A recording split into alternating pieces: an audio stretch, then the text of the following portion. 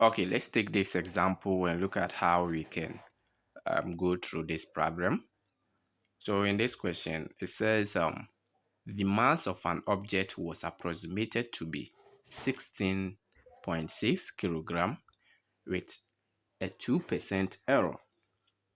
We are to calculate and leave our answers to two decimal places, the original mass of the object, the absolute error, and the relative error.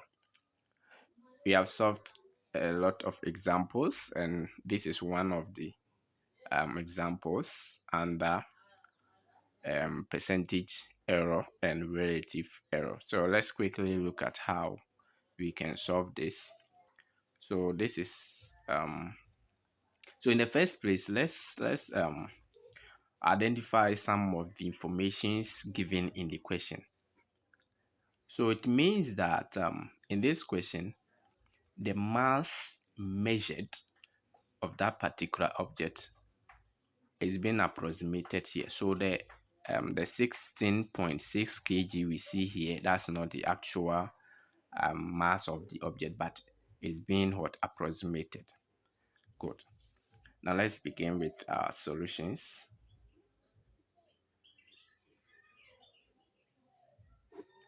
Great. So let's put down some of the informations given in the question. But before that, we need to know our actual mass of the object. We don't know, so we can let x be the actual or the original mass. Good. So when we say actual or original, they are the same thing. We mean the same. All right. Good. If that is the case, then let's also write our um approximated value, which is given as what 16. So we have our approximated value, which is the mass. So approximated value, which is also given as what 16.6 kilogram. Good. What again can we write down? Good. So these ones we have already gone through all the formulas that we need to solve this question. So if you have forgotten any of them, then you need to go back. In the previous lessons, we talked about how to calculate the percentage error, the relative error. We looked at absolute errors. So this problem is very easy to solve once we know those formulas. Okay. And what again is given in the question? We are also given what?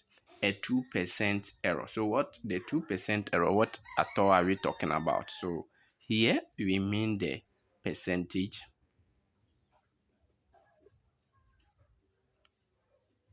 the percentage error, which is given as what? 2%. So whenever you see such questions, whatever figure given to you in percentage, when it is given as this, we mean what? Percentage error. So that is the percentage error. Great. So before we can find the original mass of the object, let's quote down our formula. Remember, in the previous lessons, we said that percentage, because we are given percentage error, we can use that formula to find the solutions to the other questions. So let's quote the formula for finding percentage error. So for percentage error,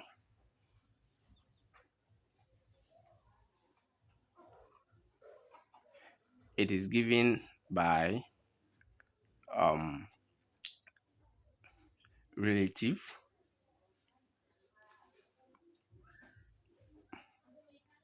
error times 100%.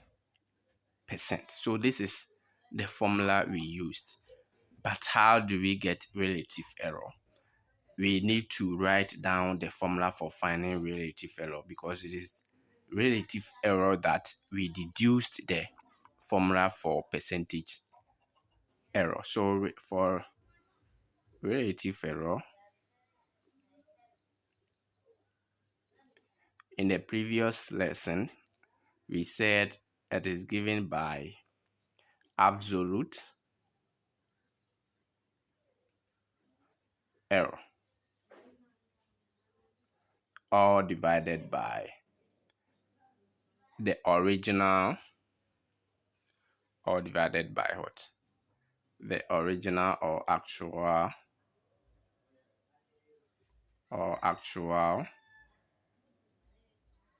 value. Good.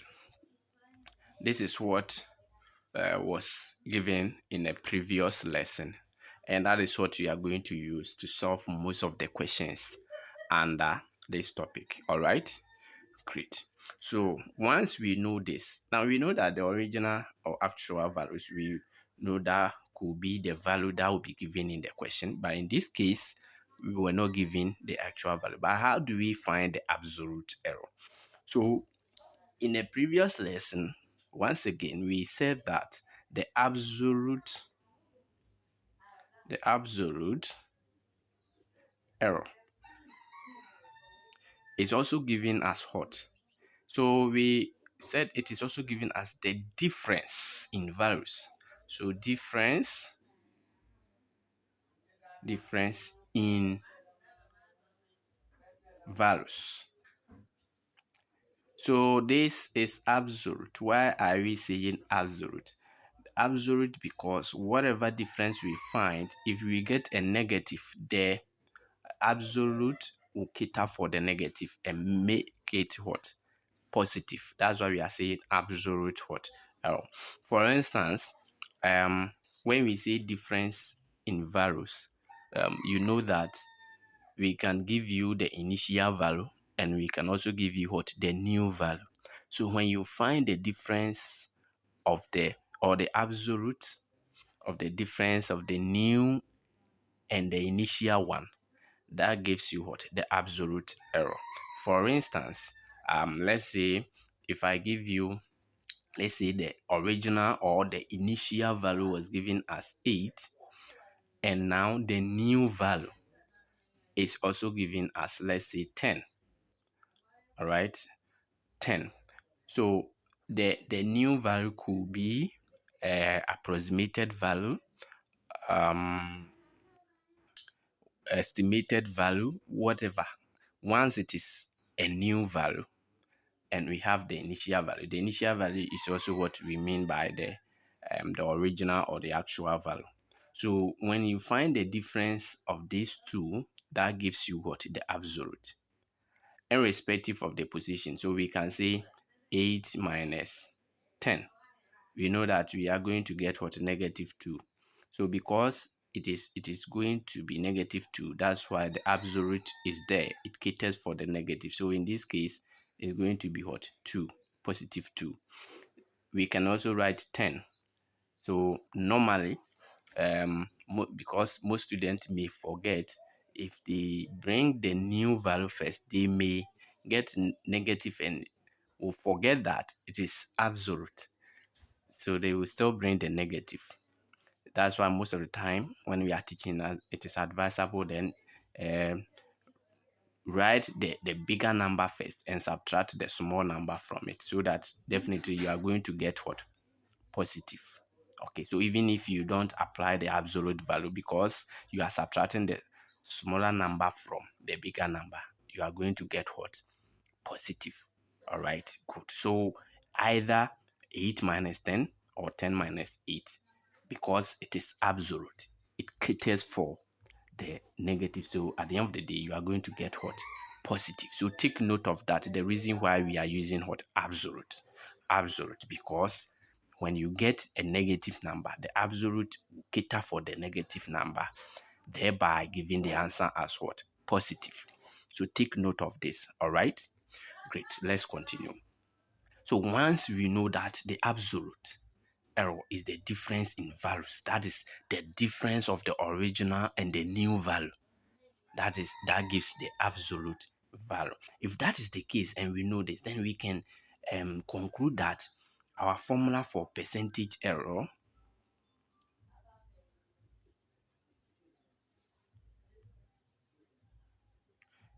is now giving us what? Difference. Difference in what? Values. All divided by what? Original or actual value. Original value. Have you gotten that? We have done this already. We have gone through all this, but this is just to keep us reminding ourselves. All right? Good. So, in case you have forgotten all these formulas, then we have quoted them once again, and we are going to use them to solve for the questions or the problem before us. All right? Good. Now, once we know that this is what is given in a question, you ask yourself, which of them were you given? Now, you have been given what? Percentage error as what? That is our 2%. So you only do substitution. So write our 2%, 2% like this, which is equal to, then we are saying we should find the absolute value of the difference of value. So the difference of values, which values are we talking about? We are talking about the original value and the approximated value. In some questions, you may be given what? Estimated value. In some questions, depending on the question, all that you should know is you are finding the old value, the difference of the old value or the original value or the initial value and the new value. You are finding the difference. That is what we do. So once in this question, we said that we don't know the original value, so we use x to be the original value, and then our approximated value we are given in the question as what? 16. So I will just write my 16 dot 6 minus, because we are saying the difference. So we find the difference. The difference is minus what? My x. The x is the original value we don't know. The all divided by what? The same original value, which is my x, times. So this one is supposed to be multiplying what? 100%. 100%. So times 100%. Great. Now let's proceed. Let's proceed. Now, we can write this as 2 divided by 100 is equal to 16.6 minus x, all divided by my x, times. This can also be written as this. Have you gotten that? So this one will go, because this 100 divided in 100, it will go, it will just be 1. 1 multiplying this still gives you this. So 2 divided by 100 gives us what? 0.02, which is equal to 16.6 minus x, all divided by x. Now, make sure you don't commit this big error. Most of the time when students are solving this, once they see x is here, they tend to cancel this x. No, it is a big hot mistake. If you do that, you get it wrong. You don't have to cancel this, because this one, the entire thing is what? The difference dividing this. You are dividing this, so you can't cancel. If you should cancel this, what happens to this? It means that the one 16.6, we are dividing it by x, and at the same time the negative x, we are also dividing it by what? The x. So if you cancel this and this x will go. So what is going to divide the 16? Have you gotten that? That is why it is not advisable. I've seen most students make this kind of mistakes when they are answering questions. So please, my dear students, take note of this. All right, good. So once we have this, what do? We can do cross multiplication, or we can find the LCM and multiply through Now, what is the LCM? The LCM is what? My x. So I can just multiply through what? X. So x times 0.02, which is equal to x times 16.6 minus x, all divided by x. So that this one, okay, so that this one will cancel this, and then we multiply this, we are going to get 0.02x, which is equal to 16.6 minus x. Great. So this is perfect. Now, once we have this, we can group like terms. So I can maintain this here, 0.2x plus x is equal to 16.6. All right, good. So if I add this, I'm going to get 1.02x, which is equal to what? 1 or 16.6. Once you have this, what do? You only divide both sides by 1.02, 1.02. All right, so this one goes. Now, if I divide 16.6 by 1.02, what am I going to get? So my x is going to be good. So I'll get my 16 point 20 or 27, 16.2745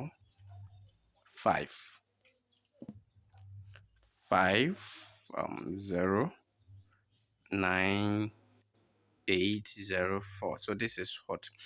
Non-terminating decimal. But the question says we should leave our answer. Remember, the question demands we leave our answer to two decimal places. Have you gotten that? So once the question demands we leave our answer to two decimal places, then we just write. So how do we leave the answer to two decimal places? Therefore, my x, so two decimal places. So I'm approximating it to two decimal places so that I'll get 16 point. Two decimal places, 1, 2. So I'll write 27. Now the number is 4. It is not greater than 4. So I'll leave it like that. If it happens to be 5 or more, I'll add 1 to 7 to make 8. Have you gotten that? Great. So this answers the first question, because the first question says we should find the original value. Have you gotten that? Therefore, the original mass of the object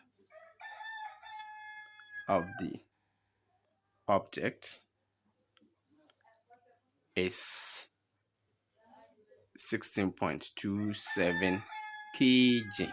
We are talking about object, so don't forget to add the unit. That is kilogram. Have you gotten that? Great. So this answers the first question. Now let's continue with the second question. So the second question says we should find the absolute error.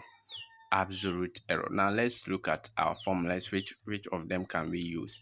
Now the absolute error is here. The absolute error states that we should find out the difference in values. So now that we know the original value as 16.27 and we know the approximated value as 16.6 kilogram, we find it very easily. So what we do is we just find the difference and then we are good to go. Have you gotten the point? Great. So I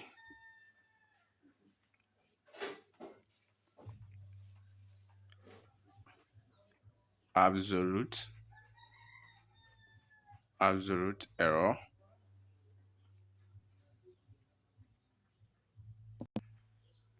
so the absolute error is given as what? The difference in value. So that is the That is the approximated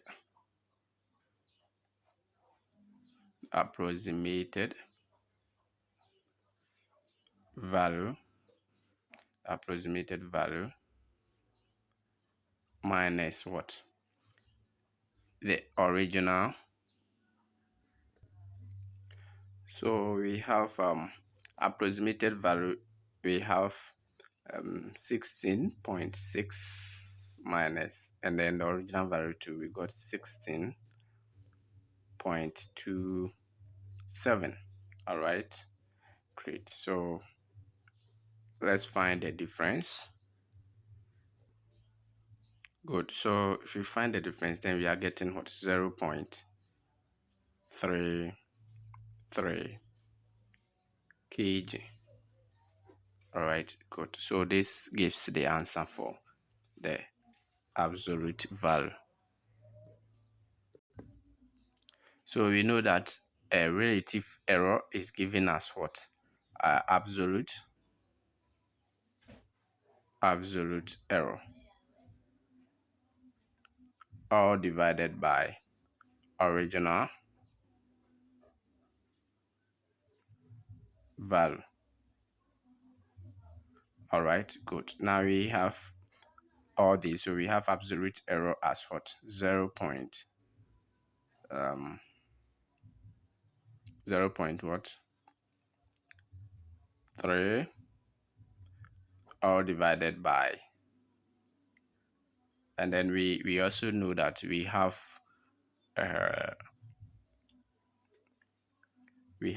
original error as what? 16.27. Okay, good. So we can just find it. So when you multiply, you are going to get what? 0, or when you divide, you are going to get 0.02 to 2 decimal places. So we leave our answer like this. It's very simple, right? Yes, very, very simple. So that is how we go about this question. Okay, all right. So this is Maths with Steven. Don't forget to subscribe, like, and share. Thank you.